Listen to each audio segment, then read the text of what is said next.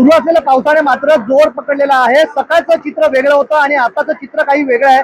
ज्या ठिकाणी मी उभा आहे तर नालासोपारा पूर्वेचं स्टेशन परिसर आहे। जर आपण पाहाल तर स्टेशन परिसरामध्ये साधारणतः कमरे इतकं पाणी जमलेलं आहे। कुठेतरी जे रेल्वे प्रवासी आहेत स्टेशनवर जेव्हा ते परत येत आहेत त्यांना पाण्यातून मार्ग काढत बऱ्याच अडचणीचा सामना करून यावं लागतं। कुठेतरी पूर्ण मुख्य रस्त्यावर एकीकडे जे रस्ते आहेत ते जलमय झालेले आहेत, त्यामुळे बरीचशी वाहनं ही देखील बंद पडण्याची अवस्था आहे। तर दुसरीकडे जे पादचारी आहेत हे पादचारी यांनाही मोठा प्रवास करताना मार्ग काढावा लागतोय। जी दुकानं आहेत जवळची त्या दुकानामध्ये संपूर्ण पाणी शिरलेलं आहे। दुकानामध्ये अशा जे व्यापारी आहेत त्यांना बऱ्याचशा अडचणीचा सामना करावा लागतोय। आपले काही काका बोलतील आपल्याबरोबर। काका आपलं नाव काय? लक्ष्मण. काका मजा येते का? पाणी येतोय, पाऊस येतोय? मजा पण येते आम्हाला जरा त्रास पण होते।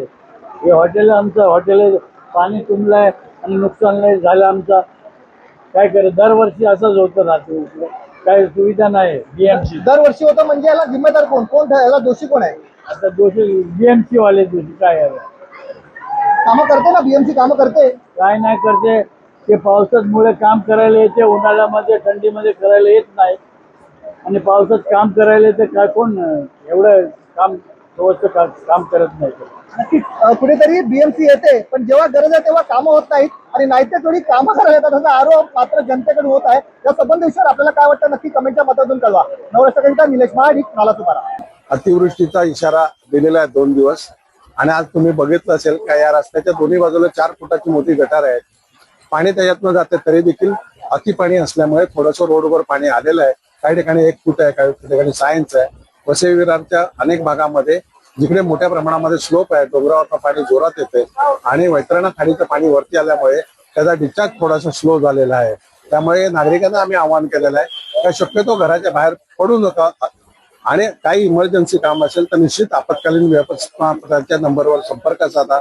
आमचे आयुक्त असतील, उपमहापौर असतील, आमचे स्थायी समिती सभापती असतील, विरोधी पक्षनेते असतील, सभागृह नेते असतील किंवा सर्वच नगरसेवक हे विविध विभागामध्ये आता कामाला लागलेले आहेत। कालपासून दिवस रात्र चालू आहे की नागरिकांच्या अनेक ठिकाणी समस्या आहेत। जे सखल भाग आहेत त्या ठिकाणी पाणी साठलेलं आहे तर ते काढण्याचा प्रयत्न चालू आहेत आणि ज्या विभागामध्ये ट्रॅफिक करायचं त्या ठिकाणी देखील वाहनांची सोय करणं सुरू आहे। इकडे आता बस सेवा जी आहे ती चालू राहावी यासाठी आमचा प्रयत्न चालू आहे। अनेक ठिकाणी सक्शन मशीन ज्या आहे त्या लावणं गरजेचं होतं मात्र कुठेही लागलेलं दिसत। बघा सक्शन मशीनचा तसा फायदा होणार नाही या इकडे, कारण इकडे पाणी काढून टाकायचं कुठे तर सगळ्या ठिकाणी जी वैतरणा खाडीची पातळी वरती आलेली आहे त्यामुळे डिस्चार्ज स्लो झालेला आहे। तुम्ही आता इकडे बघितलं असेल का दोन्ही बाजूला 4 फुटाची गटार आहे, ती देखील भरलेली आहे। म्हणजे मोठी गटार असून देखील भरलेली आहे। तर या पावसावर पाण्यावर जातीने प्रशासन आणि आम्ही सर्वच जण लक्ष ठेवून आहेत। नागरिकांना एकच विनंती आहे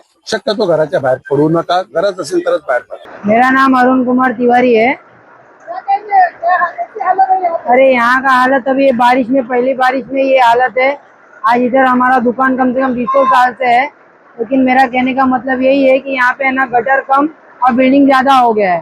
तो गवर्नमेंट से ये कहना है कि गटर थोड़ा ढंग का बना देवे तो पानी का निकास हो जाए और मेन लाइन किधर से कहाँ तक जाता है ये मालूम पड़ना चाहिए सरकार को, तो ही गटर बनाए। ये गटर तो बनता है रोज हमेशा, मतलब बारिश आने के पहले, लेकिन वो गटर का लाइन कैसा रहना चाहिए वो किसी को मेरे को लगता है नहीं। इसलिए बढ़िया इंजीनियर और बढ़िया आर्किटेक्ट पकड़े जो मेन गटर की लाइन को क्लियर करे, जो बड़ा गटर बने और बड़ा नाला तो पानी उसमें सीधा रिवर्स निकल जाए। लेकिन इधर ऐसा कुछ है नहीं, बिल्डिंग ज्यादा बन रही है, गटर नीचे होते जा रहा है, इसके लिए पानी जमा हो जाता है। 20 साल में पहले घुटने के नीचे पानी था, पानी कम होने की जगह यहाँ घुटने के ऊपर पानी होते जा रहा है। तो इसलिए सरकार से निवेदन है कि कम से कम गटर का लाइन बनाए, बिल्डिंग कम बनाए, पहले गटर की लाइन जल्दी बनाए। गटर क्लियर रहेगा, पानी नहीं जमा होगा तो काम अच्छा होगा और लोगों को आने जाने में तकलीफ नहीं होगा। इसलिए हाथ जोड़ के निवेदन है कि पब्लिक के ऊपर थोड़ा ध्यान दे, बिल्डिंग के ऊपर कम ध्यान दे। बिल्डिंग तो आज नहीं कल रीडेवलप हो जाएगा, लेकिन जब गटर नहीं रहेगा तो पहले माले तक पानी चढ़ जाएगा। तो पहले माले तक पानी, ग्राउंड फ्लोर में पानी, आदमी सोएगा किधर? तो गटर के ऊपर पहले ध्यान दे, बड़ा गटर बनाए, उसका लाइन और इंजीनियर सही रहे, बस यही कहने का मतलब है। जितेंद्र प्रसाद गुप्ता।